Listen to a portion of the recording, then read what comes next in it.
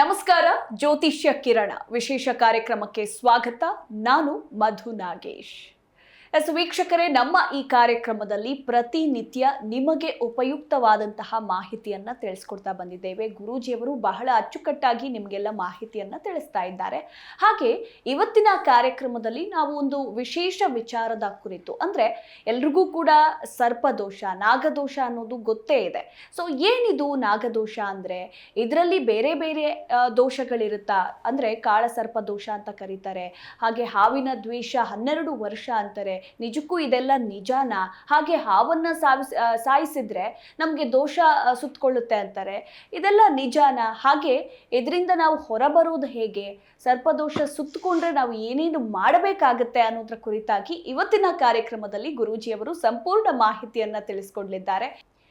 ನನ್ನ ಜೊತೆ ಇದ್ದಾರೆ ಪಾರಂಪರ್ಯ ಜ್ಯೋತಿಷ್ಯರು ಆಗಿರುವ, ಆಧ್ಯಾತ್ಮಿಕ ಚಿಂತಕರು ಆಗಿರುವಂತಹ ನಾಗೇಶ್ ಗುರೂಜಿಯವರು. ಮೊದಲಿಗೆ ಅವರನ್ನ ಕಾರ್ಯಕ್ರಮಕ್ಕೆ ಸ್ವಾಗತಿಸೋಣ. ಗುರೂಜಿ, ಕಾರ್ಯಕ್ರಮಕ್ಕೆ ಆತ್ಮೀಯ ಸ್ವಾಗತ.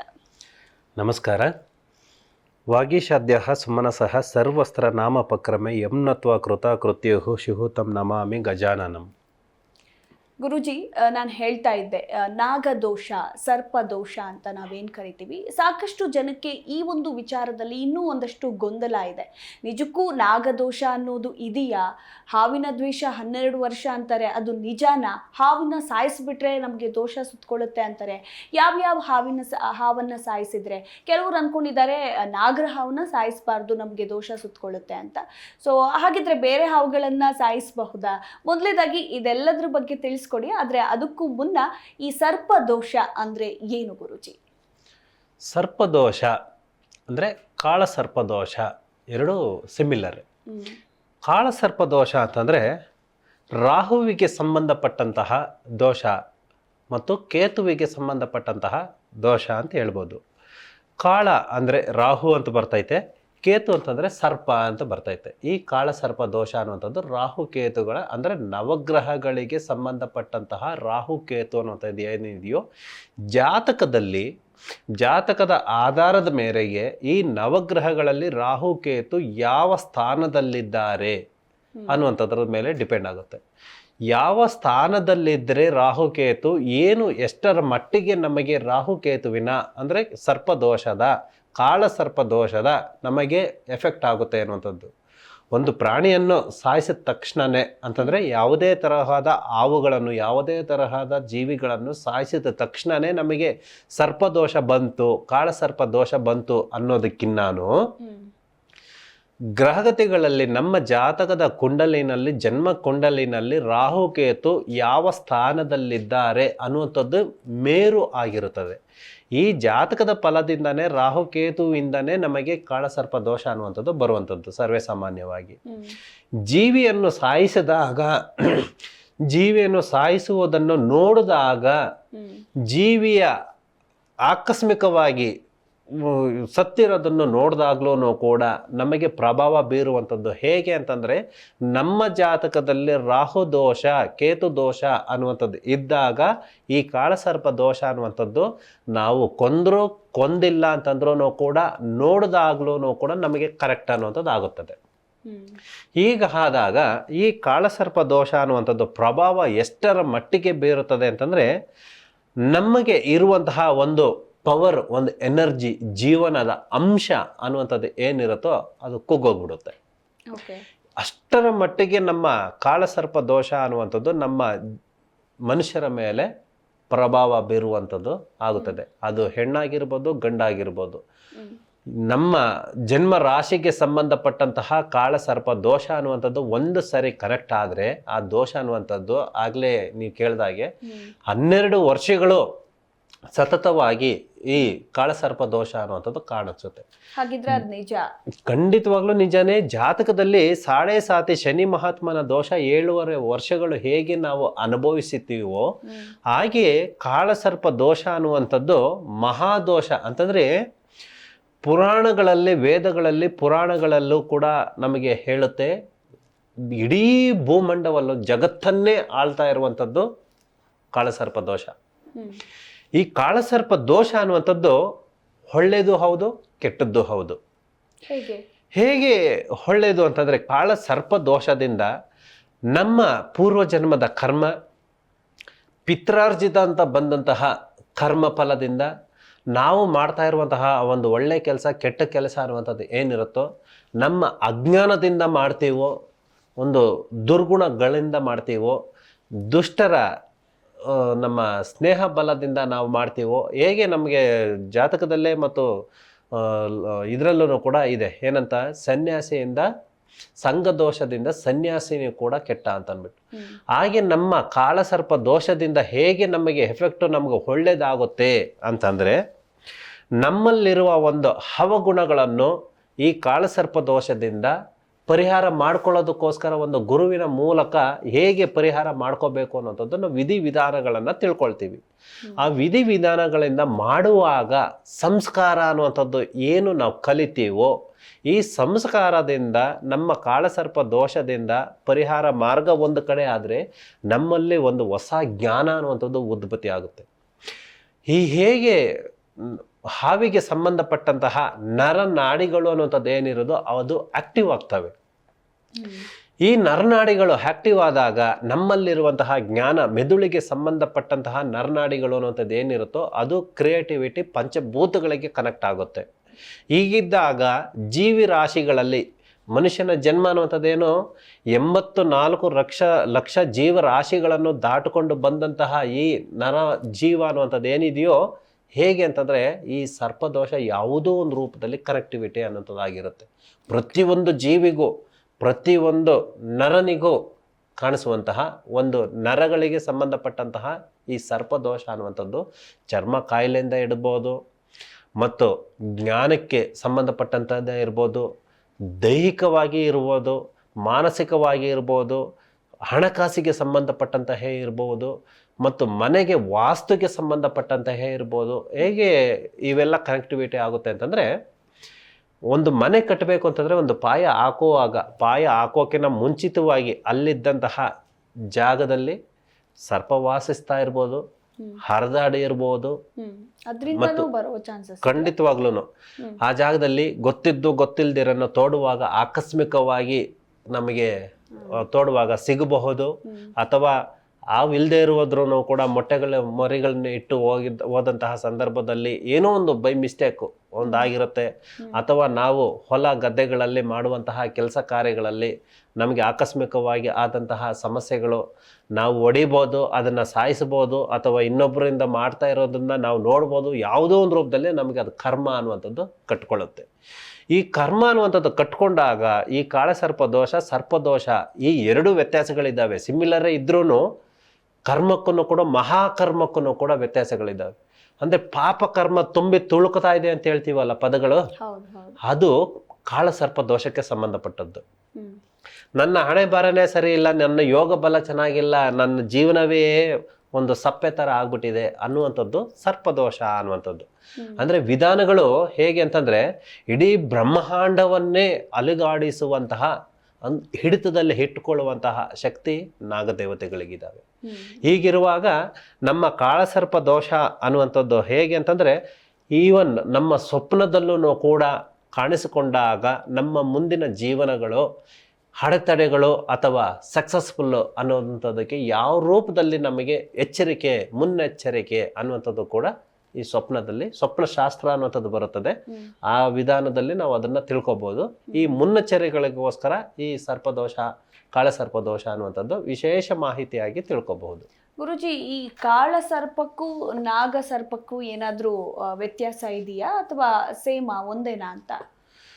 ಗ್ರಹಗತಿಗಳಿಗೆ, ನವಗ್ರಹಗಳಲ್ಲಿ ರಾಹು ಕೇತುಗೆ ಸಂಬಂಧಪಟ್ಟಂತಹ ದೋಷ ಮತ್ತು ನಾವು ಅಡಚಣೆಗಳಿಂದ ಬಂದಂತಹ ದೋಷಗಳಿಂದ ಮರಣಾಂತರಿಕವಾಗಿ ಈ ಏನು ಜಂತು ಅನ್ನುವಂಥದ್ದು ಏನಿದೆಯೋ, ಈ ಕಾಳಸರ್ಪ ದೋಷ ಅನ್ನುವಂಥದ್ದು, ಸರ್ಪ ಅನ್ನುವಂಥದ್ದು, ಆ ಸಮಸ್ಯೆಗಳಿಂದನೂ ಕೂಡ ಬರುವಂಥದ್ದೇ ಮಹಾ ಕರ್ಮಫಲ ಕಾಳಸರ್ಪ ದೋಷ.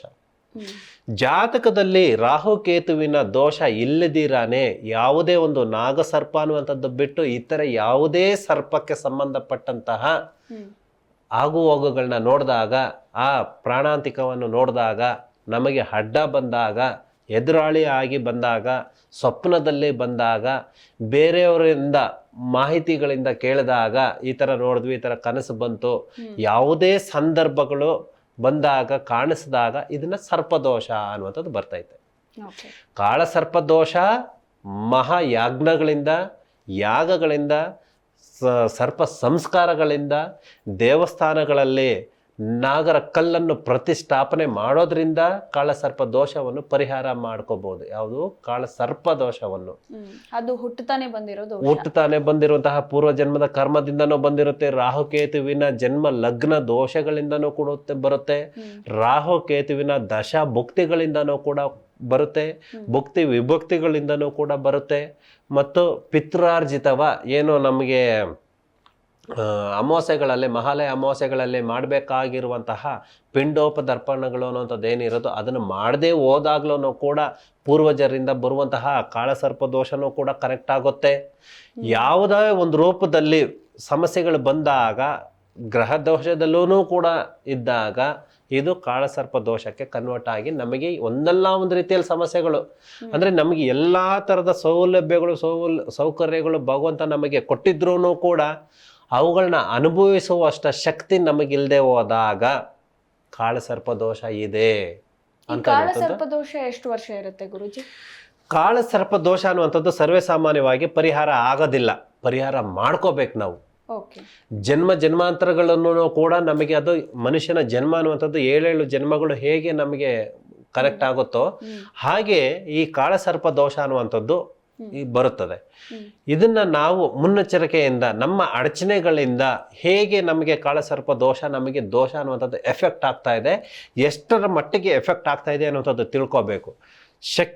ಶಕ್ತಿಯಾನುಸಾರ ಹೇಗೆ ಅದನ್ನು ಪರಿಹಾರ ಮಾಡ್ಕೋಬೇಕು ಅನ್ನೋಂಥದ್ದು ಇರುತ್ತೆ. ಅಂದರೆ ದೇವಸ್ಥಾನಗಳಲ್ಲೂ ಕೂಡ ಇರುತ್ತೆ, ಸಮುದ್ರ ಸ್ಥಾನದಲ್ಲೂ ಇರುತ್ತೆ, ತೀರ್ಥ ಸ್ಥಾನಗಳಲ್ಲೂ ಕೂಡ ಪರಿಹಾರ ಮಾರ್ಗಗಳು ಹೇಗೆ ತನ್ನ ಮನೆಯಲ್ಲೇ ವಾಸ್ತು ದೋಷಕ್ಕೆ ಸಂಬಂಧಪಟ್ಟು ಮತ್ತು ನಮ್ಮ ಜಾತಕಕ್ಕೆ ಸಂಬಂಧಪಟ್ಟು ದೋಷಗಳನ್ನು ಪರಿಹಾರ ಮಾಡ್ಕೋವಂಥದ್ದು ಕುಂತಲ್ಲೇ, ಅಂತಂದರೆ ಮನೆಯಲ್ಲೇ ಅಂಗಳದಲ್ಲೇ ಮಾಡುವಂತಹ ಪರಿಹಾರಗಳು ಮಾರ್ಗಗಳು ಎಷ್ಟೊಂದಿದ್ದಾವೆ. ಪರಿಹಾರ ಮಾರ್ಗ ಮನೆಯಲ್ಲಿ ಮಾಡಿದ್ರೂ ಕೂಡ ಪರಿಹಾರ ಆಗೋದೇ ಇಲ್ಲ. ದೇವಸ್ಥಾನಗಳಿಗೆ ಹೋಗಿ ವಿಶೇಷವಾಗಿ ಸರ್ಪ ಸಂಸ್ಕಾರ ಅನ್ನುವಂಥದ್ದು ಏನಿರುತ್ತೋ ಅದನ್ನು ಮಾಡಿದಾಗ್ಲೂ ಕೂಡ ಪರಿಹಾರ ಮಾರ್ಗಗಳಿದ್ದಾವೆ. ಈ ಎರಡರಲ್ಲೂ ಮಾಡಿದ್ರೂ ನಮಗೆ ಪರಿಹಾರ ಸಿಗೋದಿಲ್ಲ.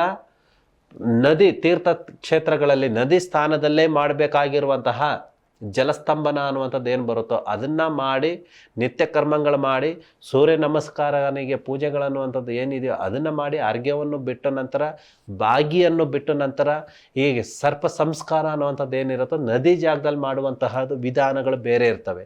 ಅವುಗಳನ್ನೂ ಮಾಡಿದಾಗ ಒಂದು ವಿಧಾನವಾದ ಒಂದು ಸ್ಟೇಜ್ನಲ್ಲಿ ಪರಿಹಾರ ಮಾರ್ಗ ಸಂಪೂರ್ಣವಾಗಿ ನಿವಾರಣೆ ಆಗುತ್ತಾ ಅಂತ?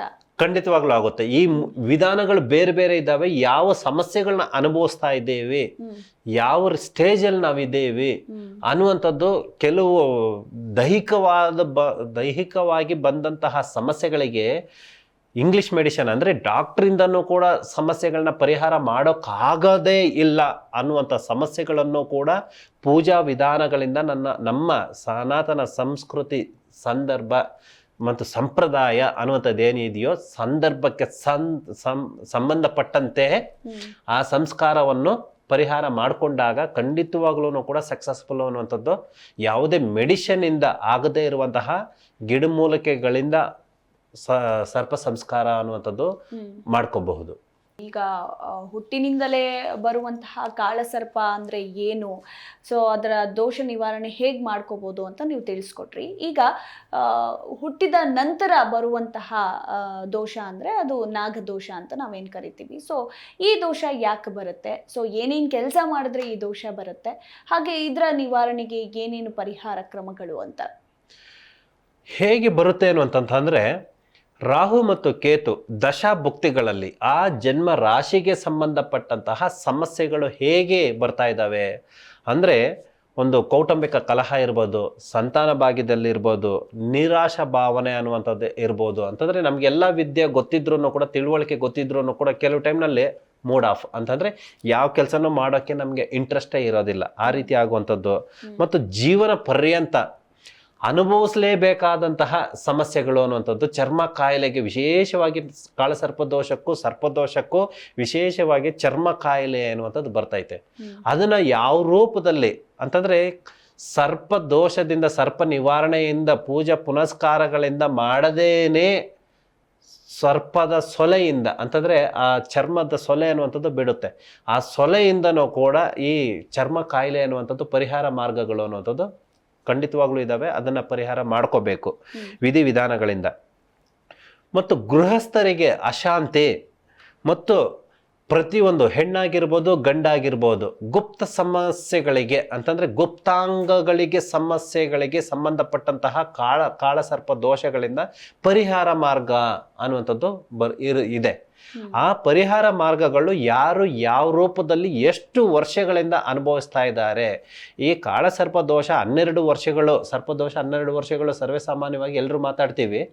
ಮನುಷ್ಯನಿಗೆ ಕಣ್ಣಲ್ಲೇ ವಿಷ, ಹಾವಿಗೆ ಹಲ್ಲಲ್ಲಿ ವಿಷ, ಹಾವಿಗೆ 12 ವರ್ಷಗಳವರೆಗೂ ಕೂಡ ಹಿಂಬಾಲಿಸುತ್ತೆ ಅನ್ನುವಂಥದ್ದು. ಅಂದರೆ ನಮಗೆ ಹೆಣ್ಣಾಗಿರ್ಬೋದು ಗಂಡಾಗಿರ್ಬೋದು ಏನು ಪ್ರತ್ಯೇಕವಾದ ಸಮಸ್ಯೆಗಳು, ಪರ್ಸನಲ್ ಸಮಸ್ಯೆಗಳು ಅನ್ನುವಂಥದ್ದು ಹೇಗಿರುತ್ತೋ ಈ ಕನೆಕ್ಟಿವಿಟಿ ಅನ್ನುವಂಥದ್ದು ಇರುತ್ತೆ. ಅದನ್ನು ಯಾರ ಕೈಲೂ ಕೂಡ ಪರಿಹಾರ ಮಾಡ್ಕೊಳ್ಳೋದಕ್ಕೆ ಅಷ್ಟು ಸಾಧ್ಯ ಆಗೋದಿಲ್ಲ.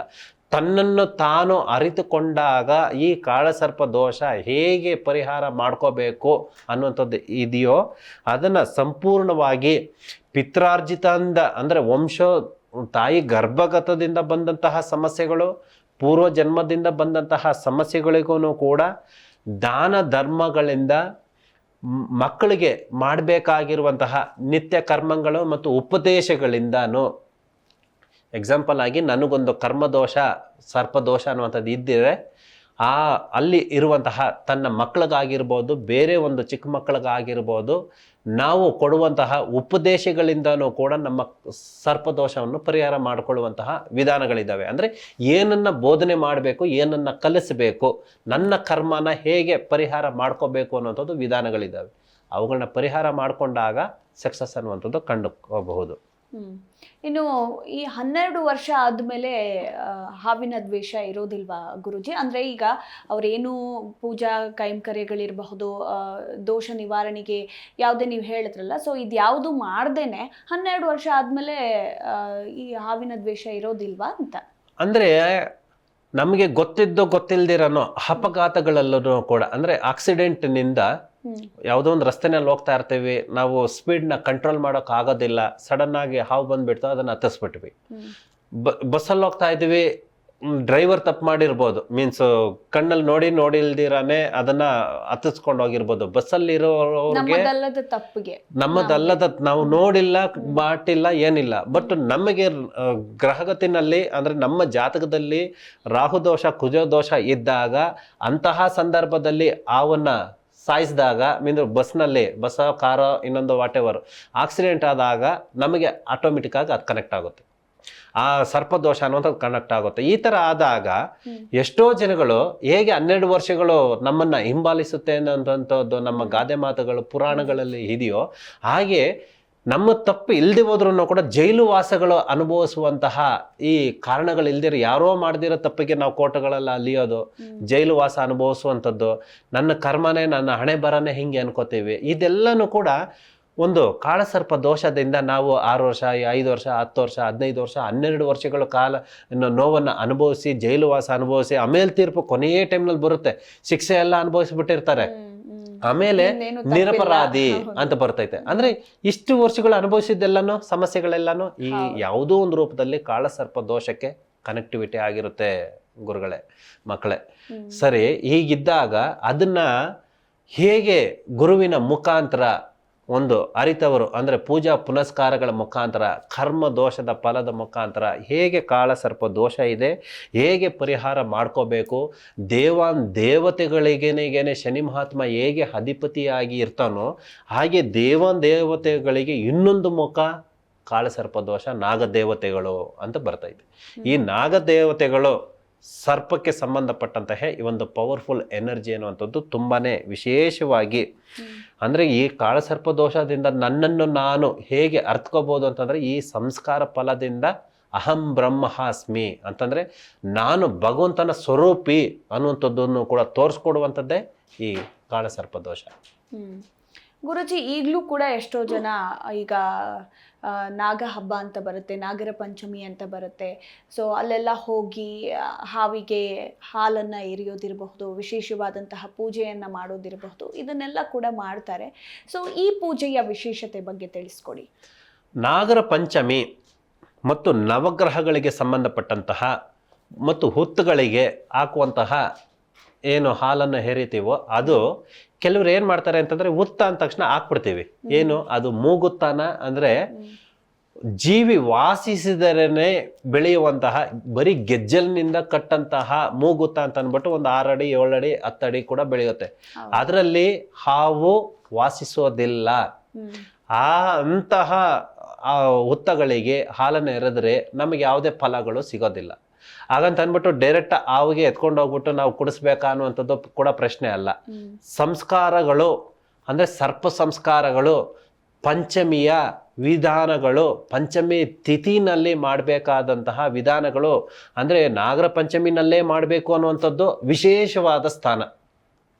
ಪ್ರತಿ ಏಕಾದಶಿ, ತಿಂಗಳ ಏಕಾದಶಿ, ವರ್ಷಕ್ಕೆ ಬರುವಂತಹ ವೈಕುಂಠ ಏಕಾದಶಿ ಹೇಗೋ ಹಾಗೆ ಮತ್ತು ಮಹಾಶಿವರಾತ್ರಿ ಅನ್ನುವಂಥದ್ದು ವರ್ಷಕ್ಕೆ ಬರುವಂಥದ್ದು ಮಹಾಶಿವರಾತ್ರಿ ಹೇಗೋ ಹಾಗೆ 6 ವರ್ಷಕ್ಕೆ ಬರುವಂತಹ ಕುಂಭಮೇಳ ಮತ್ತು 12 ವರ್ಷಕ್ಕೆ ಬರುವಂತಹ ಮಹಾಕುಂಭಮೇಳ ಹೇಗೋ ಹಾಗೆ ಪ್ರತಿ ತಿಂಗಳಲ್ಲೂ ಕೂಡ ಪಂಚಮಿ ಅನ್ನುವಂಥದ್ದು ಬರುವಂಥದ್ದು ವಿಶೇಷವಾದ ಸ್ಥಾನ. ಅಂದರೆ ಅದರಲ್ಲೂ ಅವರ ರಾಶಿ ನಕ್ಷತ್ರಕ್ಕೆ ಮತ್ತು ನಕ್ಷತ್ರದ ಪಂಚಮಿ ಅನ್ನುವಂಥದ್ದು ಬಂದಾಗ ವಿಶೇಷ ಸ್ಥಾನದಿಂದ ನಮ್ಮ ಕಾಳಸರ್ಪ ದೋಷ, ಸರ್ಪದೋಷವನ್ನು ಶಾಶ್ವತವಾಗಿಯೂ ಕೂಡ ಪರಿಹಾರ ಮಾಡಿಕೊಳ್ಳುವಂತಹ ಒಂದು ಪವರ್ ಎನರ್ಜಿ ತನ್ನ ರಾಶಿ ನಕ್ಷತ್ರಕ್ಕೆ ಸಂಬಂಧಪಟ್ಟಂತಹ ಪಂಚಮಿ ಬಂದಾಗ ಮಾಡಿದ್ರೆ ವಿಶೇಷವಾಗಿ ಷಷ್ಠಿ ಮತ್ತು ಪಂಚಮಿ ಅನ್ನುವಂಥದ್ದು ಬರುತ್ತದೆ. ಆ ದಿನಗಳಲ್ಲಿ ಮಾಡಿದಾಗ ಸರ್ಪ ಸಂಸ್ಕಾರವನ್ನು, ಸರ್ಪದೋಷವನ್ನು, ಕಾಳಸರ್ಪ ದೋಷವನ್ನು ಎಲ್ಲ ರಾಶಿ ನಕ್ಷತ್ರದವ್ರಿಗೂ ಕೂಡ ಯಾವುದೋ ಒಂದು ರೂಪದಲ್ಲಿ ಒಂದಲ್ಲ ಒಂದು ರೂಪದಲ್ಲಿ ಎಫೆಕ್ಟ್ ಆಗ್ತಾನೆ ಇರುತ್ತೆ.